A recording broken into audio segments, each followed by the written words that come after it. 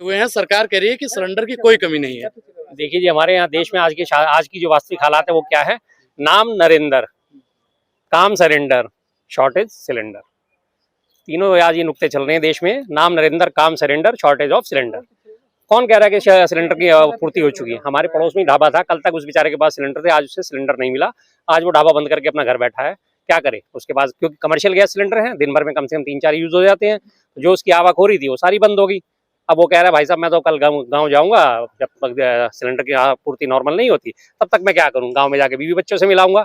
मैंने कहा ठीक है भैया, मोदी जी को धन्यवाद, तेजी बहाने कम से कम तेरे बीवी बच्चों से तो मुलाकात हो रही है। कह रहा जी खाली आज जाके क्या मुलाकात करूंगा, बीवी घर से और भगा देगी कि कमा के क्या लाए हो।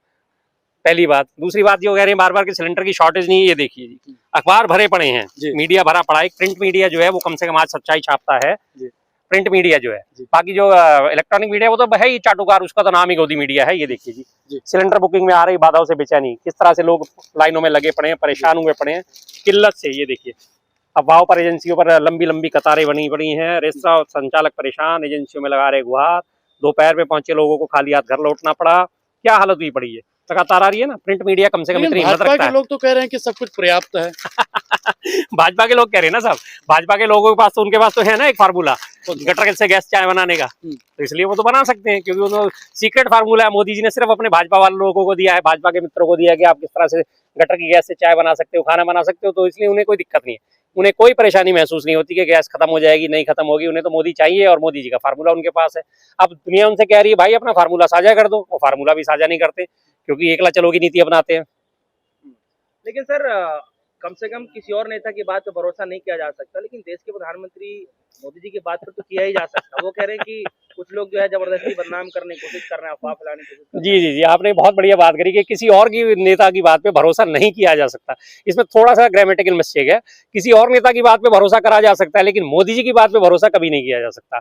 2014 से आपको तमाम याद होंगे, उनके जुमले तमाम वादे याद होंगे। 2014 में बहुत हुई महंगाई की मार, अब की बार मोदी सरकार महंगाई दर जो है 7.235, 2.5 इस तरह से 6 से 7 की रेंज में गूंज रही है।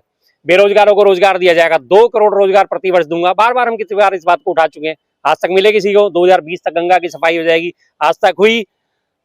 डॉलर और रुपया बराबर हो जाएगा, बराबर करने की छोड़िए, डॉलर आप देखिए कहां पहुंचा, आज 92 रुपये 25 पैसे हालत क्या हो चुकी है। तो मोदी जी की बात पे जो लोग विश्वास करते हैं, तो मैं तो भाई उन्हें बहुत बेचारों को भावुक मानता हूँ, बहुत बेचारों को भोले मानता हूँ, जो उनकी बातों पे विश्वास कर लेते हैं और उनकी कहे में आ जाते हैं। नोटबंदी की लाइन में आपने सबने देखा था पूरी दुनिया ने क्या हालत हुई थी, और उसमें कहा गया था कि आतंक पर एक प्रहार है, आतंकवादियों का खात्मा कर दिया जाएगा। नोटबंदी आतंकवादियों का खात्मा करने में सक्षम होगी। और नोटबंदी का हश्र क्या निकला, 98.7% जो नोट जो 500 के और 2000 के उस वक्त मार्केट में सर्कुलेशन में थे, सारे बैंकों में वापस आ गए थे। रह क्या गया था मात्र 1.17 सिर्फ 1% लगभग, और उससे ज्यादा का खर्चा नए नोटों को छापने में और उन सब चीजों में खर्च कर दिया गया था। और तमाम लोग उस वक्त लाइनों में लग लग के कैसे मरे थे, लेकिन उसका भी फायदा उठाया गया। उसके बाद आपने कोरोना काल देखा, कोरोना में किस तरह से कुव्यवस्था थी, एक एक जगह पे हालत क्या थी, सिलेंडर्स के लिए कैसे मारामारी थी, ऑक्सीजन के सिलेंडर अवेलेबल नहीं थे, जबकि उन्हें पता था कि कोरोना महामारी बहुत भयानक रूप लेने वाली, लेकिन कोई उन्होंने जिंदगी की कीमत नहीं समझी। मरते हैं तो मरते रहे, कोई फर्क नहीं पड़ता, उन्हें कोई दिक्कत नहीं थी। और उसके बाद कौन सी बात पे उनकी फिर विश्वास करें हम उनकी। जनता जो है एक तरफ लाइन लगाए, जैसे कि हम देख पा रहे हैं, कई जगह से खबरें आ रही हैं।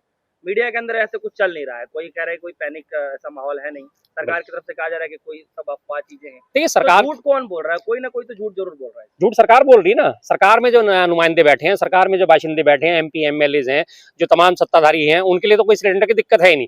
वो तो एजेंसी वाले को फोन करेंगे मेरे घर में 4 सिलेंडर चाहिए, एजेंसी वाला कहेगा जी हुजूर मैं लेके आऊंगा, कहीं से भी लाऊं, वो उसके घर में पहुंचा देगा। अधिकांश लोग पॉश इलाकों में रहते हैं, वहाँ पे पाइप नेटवर्क गैस आती है, PNG आती है, उनके घर में सप्लाई की कोई दिक्कत नहीं है। और किसी भी आज की डेट में छोटे मोटे एजेंसी धारक के किसी की हिम्मत नहीं है कि किसी भी नेता को सिलेंडर देने से मना कर दे। उसे पता है कि मैंने मना करा तो मेरी एजेंसी का लाइसेंस ही कैंसिल हो जाएगा, तो उनके लिए तो कोई समस्या नहीं है ना। इस चीज को देख के मुझे बार बार एक वो हमारी पुरानी बहुत करीब 14वीं सदी के आसपास की बात है, फ्रांस की महारानी थी, जाहिर सी बात है, तो उसे तो कोई दिक्कत होनी नहीं चाहिए किसी की। उसमें फ्रांस में अकाल पड़ा, लोगों को खाने के लाले पड़ गए, लोग इकट्ठे हो गए, महारानी के दरबार में पहुंचे। महारानी पूरे देश में ब्रेड की कमी हो गई है, तो महारानी कहती ब्रेड की कमी हो गई तो क्या हुआ, आप केक खा लो। उसे इस बात का इल्म नहीं था कि ब्रेड और केक में फर्क क्या होता है, उसे तो केक खाती थी रोज, तो उसे कोई दिक्कत नहीं थी। तो वहां पे लोगों को ब्रेड का मतलब कि रोटी नहीं मिल रही है, तो वो कहती केक खा लो, क्योंकि उसके लिए तो कोई शॉर्टेज नहीं थी। वो हालत आज हमारी सत्ताधारियों की, उन्हें तो कोई शॉर्टेज है नहीं, तो उन्हें लोगों की परेशानी से कुछ लेना देना नहीं है। उनके पास तो सिलेंडर और हर चीज मौजूद है, एक आवाज निकालेंगे सिलेंडर से उनका घर भर जाएगा। सर सदन चल रहा है, सदन जी। के अंदर तमाम विपक्षी पार्टियां चाहती हैं कि इस पर चर्चा किया जाए, लेकिन सत्तारूढ़ पार्टी तो कह रही है कि जो है राहुल गांधी जबरदस्ती का सदन को भटकाना चाहते हैं, अहम मुद्दे लेकर के आते नहीं हैं। इसको लेकर आप क्या कहना चाहते हैं? देखिए, राहुल गांधी जी की बात को तो वो हमेशा डिनाई करते हैं। राहुल गांधी जी ने ही पिछली बार ये भी बात बोली थी कि आने वाले टाइम में जब ईरान और इसका संभावना हो रही थी युद्ध की, कि आने वाले टाइम में हमें अल्टरनेट रूट ढूंढने चाहिए, आने वाले समय में हमें दिक्कत हो सकती है। आज वो सरकार इस बात को कह रही है कि हम अल्टरनेट रूट ढूंढ रहे हैं, उसके बाद वैकल्पिक रास्तों की हम व्यवस्था कर रहे हैं, ताकि कहीं और से जो हार्मुज जो है बंद करा हुआ है, जहां से जहाजों को निकलने नहीं दिया जा रहा, तो किसी दूसरे रास्ते से तेल और गैस आए। माननी इन्होंने राहुल गांधी की होती है, लेकिन उन्हें डिनाई भी करना होता है, मना भी करना होता है कि नहीं राहुल गांधी गलत कह रहे हैं, और बात भी राहुल गांधी जी की माननी होती है। जातिगत जनगणना देख लीजिए, उस पर राहुल गांधी जी की बात मानी। किसान बिल देख लीजिए, उसमें राहुल गांधी जी की बात मान ली। और ब्रॉडकास्ट बिल देख लीजिए, उसमें राहुल गांधी जी की बात मानी। हर किस्म से बात इन्होंने राहुल गांधी जी की माननी होती है, लेकिन अल्टीमेटली जो है उनको डिनाई भी करना होता है, मना भी करना होता है कि नहीं नहीं ऐसा कुछ नहीं है, ये तो गलत कह रहे हैं, ये तो समाज में पैनिक फैला रहे हैं, ये तो अफवाह फैला रहे हैं। तो ऐसे हालात में क्या लगता है कि किस तरीके से समाधान निकाला जाए? क्योंकि राहुल गांधी ने साफ तौर पे कहा है कि माहौल एकदम पैनिक होने जा रहा है जी। और सरकार के पास अभी भी थोड़ा सा वक्त है। अगर समय रहते अगर इस पे रणनीति तैयार कर ली जाए, थोड़ा बहुत माहौल बन सकता है, नहीं जी, तो जी। तो बेकार है। बिल्कुल सही बात है। ईरान से जिस तरह से इन्होंने अपने संबंध खराब करे हैं, जबकि इन्हें पता था ईरान जो है हमारा सबसे बड़ा आयातक है, हम वहाँ से तेल और गैस लेते हैं, और उसके रास्ते से जो भी उसका हॉर्मुज है वहाँ के रास्ते से आता है। जब वो रास्ता उसके कब्जे में है तो उसके साथ संबंधों में नरमी बरतनी चाहिए थी। आज जाके भारत सरकार ने कहा है कि देखिए जी, इस बात में सफाइयां पेश करी हैं। जब खामनेई साहब की मृत्यु हुई तो उन्होंने बोला कि नहीं, हमारे विपक्ष ने लगातार सवाल उठाया कि खामनेई की मृत्यु पे जो उन्होंने शोक संदेश क्यों नहीं प्रकट करा। तो आज जाके भारत सरकार ने इस पर क्लैरिफिकेशन जारी करा है कि 5 दिन बाद जो है उन्होंने कॉन्डोलेंस बुक जो है वो खोली थी, तो इसलिए हमारे नुमाइंदे 5 दिन बाद जाके वहां पे कॉन्डोलेंस बुक में अपने हस्ताक्षर करने गए और अपना बयान दर्ज कराने गए। बयान किस बात का दर्ज कराना है भाई? इसमें कोई आपराधिक घटना थी कि जिसमें बयान दर्ज कराओगे? कि उसमें अपनी कॉन्डोलेंस बुक में जाके लिख के आए हैं, शोक संदेश लिख के आए हैं। शोक संदेश तो पिछली बार आपने जब यह ध्यान दिया होगा, इससे पहले राष्ट्रपति की मृत्यु हुई तो हमारे भारत में 1 दिन का राष्ट्रीय शोक घोषित करा गया था, लेकिन उसके बाद अमेरिका के दबाव और इजराइल के दबाव के चलते आज हालत देश में क्या पैदा हो गई है कि उनकी बात मानते हुए खामनेई की मृत्यु होने के बाद एक शोक संदेश तक जारी नहीं करा गया। पीएमओ से कोई शोक संदेश जारी नहीं हुआ, प्रधानमंत्री ने कोई संदेश जारी नहीं करा, गृह मंत्री का कोई संदेश नहीं है। तो डर की राजनीति कर रहे हैं, इसलिए मैं कहते हैं ना, नरेंद्र डर। आज अगर नाम का नरेंद्र का संधि विच्छेद करा जाए तो नरेंद्र डर हो चुका है वो पूरी तरह, और वो नरेंद्र डर पूरी तरह सरेंडर हो चुके हैं इजराइल के आगे और अमेरिका के आगे। सर, हरदीप पुरी को लेकर के इस वक्त आप क्या कहना चाहते हैं? क्योंकि इस वक्त मैं देख रहा हूँ कि कई महिलाओं ने जो है उनका आवाज का घेराव भी किया, लेकिन सरकार की तरफ से बार बार एक ही स्टेटमेंट आ रहा है कि कोई पैनिक नहीं है, सब बढ़िया है। हरदीप पुरी को लेकर आप क्या कहना चाहते हैं? उन्हीं के पास मंत्रालय इस वक्त। झूठे मंत्रालय, झूठे मंत्री, उनका क्या कहा जाए साहब। बीजेपी में कोई भी एक सच्चा इंसान हो तो बताइए। जिस पार्टी का नाम ही बेहद झूठी पार्टी है, उस पार्टी में आप सच्चाई की उम्मीद कैसे कर सकते हैं? जिसकी शॉर्ट फॉर्म ही बेहद झूठी पार्टी हो, जिस पार्टी का शॉर्ट फॉर्म ही बेबस जनता पार्टी हो, अब तो नया नामकरण एक और हो गया बीजेपी का, बेबस जनता पार्टी। ये बेबस जनता पार्टी आज इजराइल के आगे बेबस है, अमेरिका के आगे बेबस है, और ये गैस संकट के आगे बेबस है, हर चीज के आगे बेबस हुई पड़ी है। जो भी चाहता है वो इनका मखौल उड़ा के चला जाता है, जो भी आता है वो इन्हें मजाक उड़ा के चला जाता है। कभी चाइना आगे इन्हें आंखें दिखा जाता है, कभी अमेरिका आंखें दिखा देता है। अब अमेरिका ने दोबारा आंखें दिखाई हैं, आपने फिर से ध्यान दिया होगा कि आने वाले अप्रैल मई में इसकी जो है समीक्षा फिर से होगी और टैरिफ को फिर से 50% तक करा जाएगा, लेकिन इनकी तरफ से कोई जवाब नहीं दिया जा रहा। रही बात हरदीप पुरी साहब की, तो पोल खोलता है एक और मैं आपको खबर दिखाता हूँ आज। देखिए जी, क्या है, बोल क्या रहे हैं और हकीकत क्या है। ये आज अखबारों में पूरी खबरें छपी हैं इस बारे में कि कोई संकट नहीं है, लेकिन एलपीजी और पीएनजी संकट से हर क्षेत्र हो रहा है प्रभावित। उसके बाद होटल रेस्तरां को वैकल्पिक ईंधन इस्तेमाल करने की सलाह दी है। अब ये वैकल्पिक ईंधन कौन सा है? कोयला आपने बंद कर रखा है दिल्ली में, राजधानी में, और आपने लकड़ी का चूल्हा आपने बंद कर रखा है, अंगीठी आप नहीं जला सकते, पॉल्यूशन कंट्रोल बोर्ड उस पर एक्शन ले लेगा। हालत क्या पैदा हो चुकी है, और बोला जा रहा है पैनिक ना हो। और आप इस एक बात को सबसे बड़े ध्यान से समझ सकते हैं, इन्हीं के एक बहुत बड़े बड़बोले सांसद है निशिकांत दुबे। निशिकांत दुबे जी ने उसमें हमें राहुल गांधी जी और ये बाकी सारे लोग जो संसद में बैठ के प्रदर्शन कर रहे थे, तो उन्होंने क्या ट्वीट करा, मैं पढ़ के सुनाता हूँ आपको। उन्होंने ट्वीट करा है कि ये देखिए, पूरा देश एलपीजी की किल्लत से जूझ रहा है और राहुल गांधी जी जो है, पर चाय का मजा ले, मैं बता रहा हूँ जी उनका जो पूरा ट्वीट है आम आदमी की परेशानी हुई, यानी गैस सिलेंडर की कमी का मुद्दा भी राहुल गांधी जी को मजाक लगता है।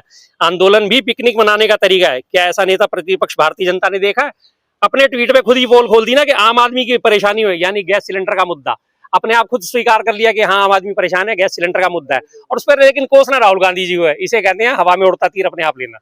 तो ये उनकी बातों से ही जाहिर है कि पूरा देश आज वास्तव में परेशान है। ढाबे बंद हो चुके हैं, खाना बन नहीं रहा है, मेन्यू में कटौती हो गई है, घर वाले सब परेशान है। गोरखपुर में आप योगी के आदित्यनाथ के गृह प्रदेश में देख लिए, वहां किस तरह से मारपीट हुई है, लगातार लोग बेहोश होकर गिर रहे हैं। वही पुराना सीन दोहरा रहे हैं सब, जिस तरह से नोटबंदी की लाइन में महिलाएं और युवक बेहोश होकर गिर रहे थे, बुजुर्ग बेहोश होकर गिर रहे थे, आज वो सिलेंडर की लाइन में बेहोश होकर गिर रहे हैं। राजघाट स्थित ये हमें दरियागंज या पुरानी दिल्ली में जो सप्लाई होती है, उनके सारे गोदाम राजघाट पे है, सारा इलाका राजघाट पे लोगों ने आज घेर रखा है। सिलेंडर उन्हें मिल नहीं रहे, ईद आने वाली है, काफी मुस्लिम इलाका रहता है वहाँ पे, अब उन्हें भी कहा जाएगा देखिए ये सिलेंडर जिहाद मचा रहे हैं, सिलेंडर के लिए कालाबाजारी कर रहे हैं, उनके ऊपर भी ठीकरा फोड़ा जाएगा। कल परसों में ये भी बयान आपको पढ़ने को मिल जाएगा कि यहाँ के तमाम मुस्लिम इकट्ठे होकर जाके वहाँ सिलेंडर वालों के यहाँ धावा बोल दिया है। तो आने वाले वक्त में हालात बहुत खराब है, इस सरकार के बस की नहीं है, टोटल ये फेलियर सरकार है, ना इसकी रणनीति इसके काम की है, ना इनकी विदेश नीति इनके काम की है, ना इनकी युद्ध नीति इनके काम की है। स्मृति ईरानी जी कहाँ है? स्मृति ईरानी कहाँ होना चाहिए उन्हें, कहाँ होना चाहिए स्मृति ईरानी को? शायद वो ईरान चली गई है, ईरानी बाशिंदे हैं, तो आज वो कहीं नजर नहीं आएंगी। पहले गैस की जो है दाम बढ़ा दिए गए, तब वो नजर नहीं आई, अब गैस की किल्लत होगी, अब वो नजर नहीं आई, क्योंकि उनका सिलेंडर तो भर चुका है ना, उनका सिलेंडर ऑलरेडी भर चुका है, तो इसलिए वो सड़कों पे नहीं नजर आएंगी। लेकिन मीडिया सूत्रों के हवाले से ये खबर करा रही है कि अब उस रास्ते से जो ईरान रास्ता रोक रहा था, जी जी, भारत का झंडा लगा के निकल सकते हैं, मोदी जी ने बात कर लिया है। बात करनी है, अभी तो बात कहीं से मैच्योर नहीं हुई है, सिर्फ सूत्रों के हवाले से खबर चला रहे हैं ना, ये क्या बोलते हुए भी अच्छा नहीं लगता कौन सा किस तरह से वो कौन से हवाले है, कौन से उनका सूत्र है। अभी ईरान का तरफ से स्टेटमेंट जारी हुआ है कि हमारी बातचीत प्रोग्रेस में है, हम इस बारे पे विचार करेंगे कि आगे उन्हें जाने दिया जाए या नहीं दिया जाए। सिर्फ अभी तक एक शिप आया है, और वो भी शिप जो था वो लाइबेरिया का शिप था। लाइबेरिया का शिप जो है वहां से तेल लेके चला था और उसे मुंबई बंदरगाह पे आना था, उसको परमिशन दी गई है। वो भारतीय शिप नहीं था, ध्यान देने वाली बात है कि लाइबेरिया का शिप था, लेकिन लेके आ रहा था भारत के लिए। तो लाइबेरिया को छूट मिली कि भारत को छूट मिली? अगर भारतीय शिप होता तो हम मानते कि हाँ भारतीय शिप को छूट दी गई, लेकिन वो लाइबेरिया से आ रहा था, तो उन्होंने लाइबेरिया को बोला कि ठीक है आप अपना लेके निकल जाओ, हम आपके साथ कोई संबंध खराब नहीं करना चाहते। लेकिन वो लेके भारत में आ रहा था, तो उसे अपनी जीत बताई जा रही है। जैसे वो दिखा देते हैं ना अक्सर ये कि हमारे यहाँ से 3-4 पीढ़ी पहले कोई भारतवंशी कहीं विदेश में चला गया और आज वो किसी बड़ी पोस्ट पे बैठ गया, तो जाके दिखाएंगे हमेशा, अरे देखो ये तो पुराना भारतवंशी है, ये तो हमारे भारत की जड़ों से निकला हुआ है, आज अगर वो बड़ी पोस्ट पे पहुंच जाएगा तो भारतवंशी हो जाएगा फौरन। लेकिन जब वो भारत विरोधी बयान देगा तो फिर वो कन्नी काट लेंगे, नहीं नहीं नहीं हमारे इससे कोई लेना देना। तो लाइबेरिया के शिप को जो है परमिशन मिली, और परमिशन दिखा दिया कि भारत की शिप को मिली है।